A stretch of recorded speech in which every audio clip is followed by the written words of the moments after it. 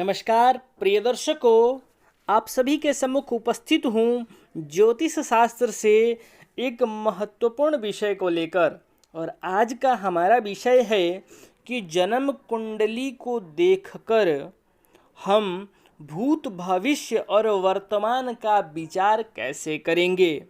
जन्म कुंडली के किस भाव से हमें भूतकाल का विचार करना है, किस भाव से हमें भविष्य का विचार करना है। जन्म कुंडली में सूर्य आदि नवग्रहों में किन ग्रहों से हमें भूतकाल, किस ग्रह से भविष्य काल और किस ग्रह से वर्तमान काल की जानकारी मिलती है, आज इस विषय को आपके सम्मुख रखने वाला हूँ।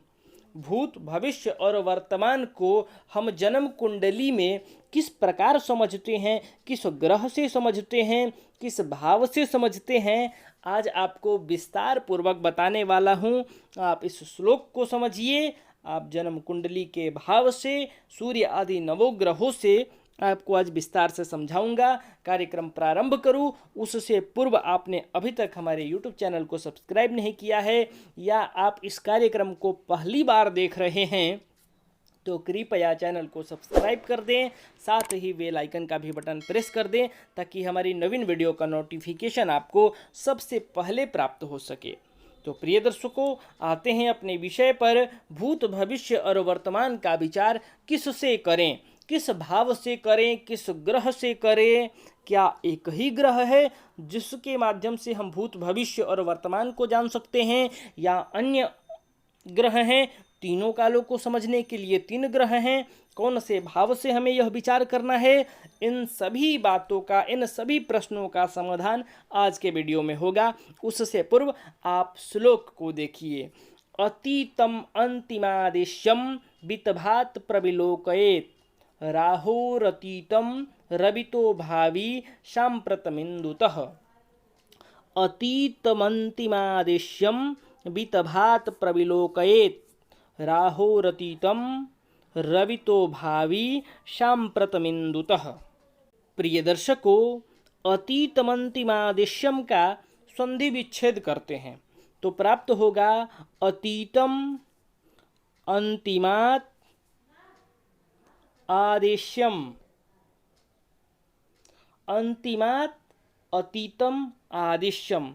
अतीतम यानी अतीत कहते हैं भूतकाल को, अंतिमात, अंतिमात अभी आपको बताऊंगा, और आदिश्यम मतलब भविष्य। वितभात, वितभात का मतलब हो गया वित्त, वित्त मतलब धन, धन का भाव। और प्रविलोकयेत, आइए श्लोक के अर्थ को समझते हैं। अतीतम, अतीतम यानी भूतकाल जो पास्ट है, और अंतिमात और आदेश्यम अर्थ है अतीतम यानी जो भूतकाल है वो अंतिमात। अंतिमात मतलब जो जन्म कुंडली का अंतिम भाव है, लास्ट का भाव है, द्वादश भाव, व्यय भाव। पहले आप केवल इतने का अर्थ समझे यहाँ तक।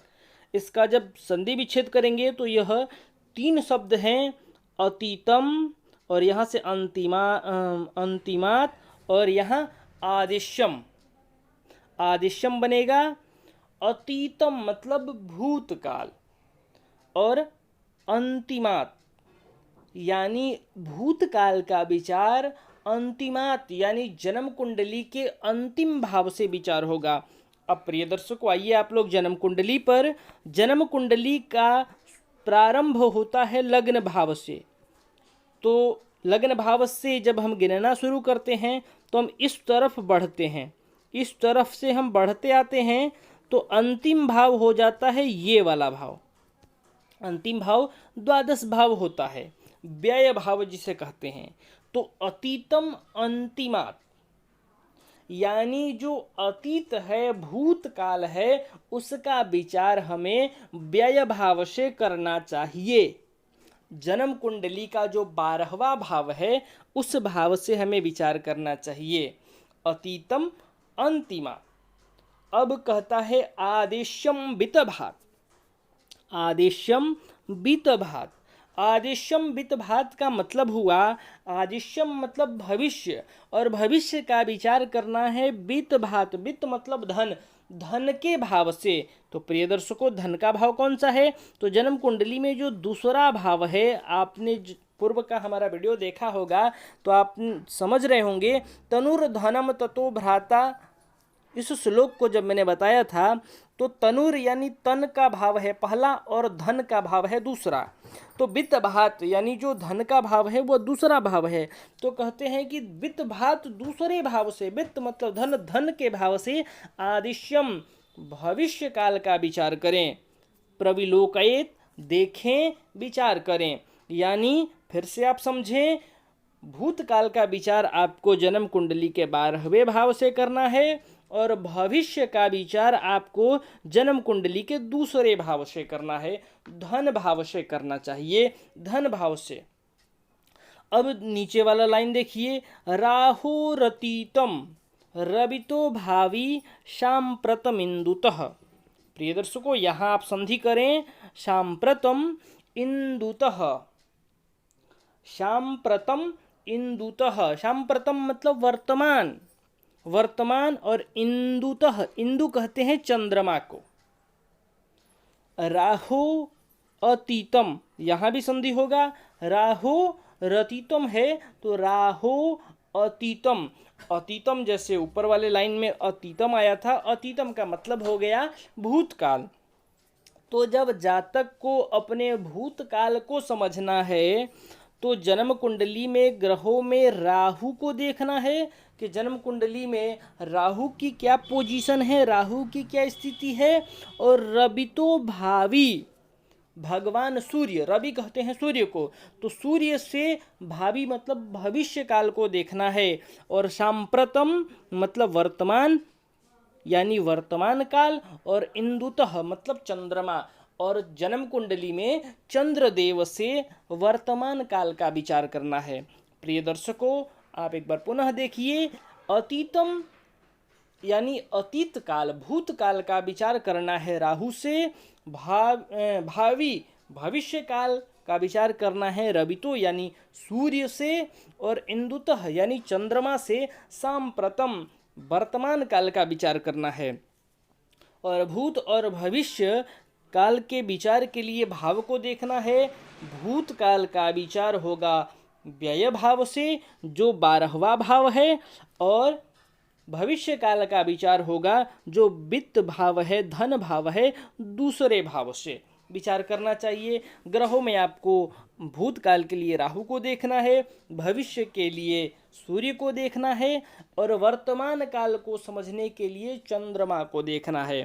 तो प्रिय दर्शकों, अब देखिए आपकी, यदि आपको भूतकाल का विचार करना है तो आप सबसे पहले जन्म कुंडली के 12वें भाव को देखेंगे कि 12वां भाव कैसा है, और 12वें भाव में कौन सी राशि है और उसके राशिपति कौन बनते हैं। इनका विचार करने के बाद आपको राहु की भी स्थिति को देखना है, क्योंकि जो राहु हैं वो भूतकाल का विचार इनसे किया जाता है। तो भूतकाल के लिए आपको 12वां भाव और राहु को देखना है। अब यदि आपको भविष्य के बारे में जानना है, तनुर्धनम ततो भ्राता सुखम पुत्र रिपुस्त्रियः मृत्युर्भाग्यराज लाभौ व्ययो भावाक्रमादि में, इस श्लोक को मैं आप सभी के सम्मुख पूर्व में बता चुका हूँ। तो जन्म कुंडली के 12 भावों से कुछ ना कुछ देखा जाता है, वह भी भविष्य की ओर संकेत करते हैं, भूत को बताते हैं और वर्तमान काल को भी बताते हैं। लेकिन यह श्लोक कहता है कि भूत और भविष्य के लिए 12वें भाव और दूसरे भाव का विचार करें, और ग्रहों में राहु, सूर्य और चंद्रमा का विचार करना है भूत, भविष्य और वर्तमान को समझने के लिए। तो प्रिय दर्शकों, अब हमें भूतकाल देखना है तो हमें 12वां भाव और राहु की स्थिति को देखना है। भविष्य काल को समझना है तो दूसरे भाव को भी देखना है, और जन्म कुंडली में सूर्य की स्थिति कैसी है यह भी ध्यान रखना है। और वर्तमान काल के लिए हमें चंद्रदेव को देखना है कि जन्म कुंडली में चंद्रमा किस अवस्था में है, चंद्रमा की पोजीशन क्या है, ग्रहों की स्थिति जिस प्रकार से ज्ञात होगी, भूत भविष्य वर्तमान का फलादेश इनकी अवस्था पर ही निर्भर करता है। तो प्रिय दर्शकों, भूत भविष्य और वर्तमान को समझने के लिए आपको भूतकाल के लिए राहु को, भविष्य काल के लिए सूर्य को और वर्तमान काल के लिए चंद्रमा को देखना अनिवार्य है। और भाव बता ही दिया, भूतकाल के लिए 12वें भाव को देखिए और भविष्य काल के लिए दूसरे भाव को देखिए। प्रिय दर्शकों, मैं आशा करता हूँ कि इस श्लोक को आप समझ गए होंगे, आपको इस श्लोक में कहीं भी कोई त्रुटि नहीं हो रही होगी समझने में। तो आज के लिए बस इतना ही, तब तक के लिए अनुमति दें। नमस्कार। पुनः कल मुलाकात होगी आपसे एक नए विषय के साथ।